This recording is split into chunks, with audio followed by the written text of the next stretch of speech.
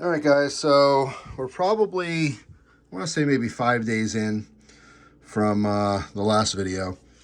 And you can see, I mean, we still have, as I move the table, we still have fermentation going on. There's still air pushing through.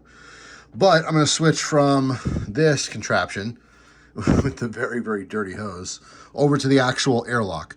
All right, so because it's beer, it's pushing a lot more of that foam than it would with wine or anything else. Like I said, my experience with fermentation, it's been a lot cleaner, let's say.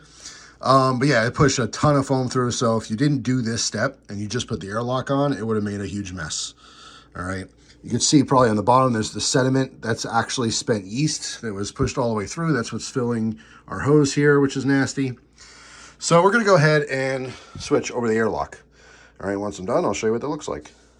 All we did was pull out our hose and put in our new airlock. All right, I don't like this style as much. I like the other style airlock that I have. Well, that I've used many, many years. It kind of like, I don't know, it's snakes. You guys might know what I'm talking about. If you just search airlocks, you can see the other style, but whatever. If it works, it works. I filled it to the water line.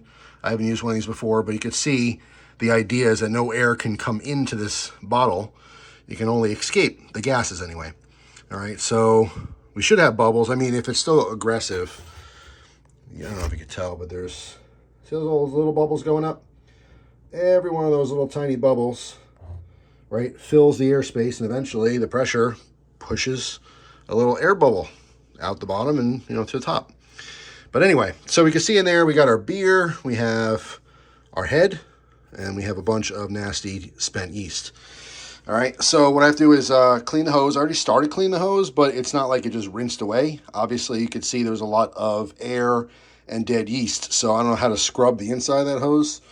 We'll see, but I will clean it until it's completely clean. And because we need that later to bottle. It just makes everything easier. But yeah, so the next step is waiting the full 2 weeks.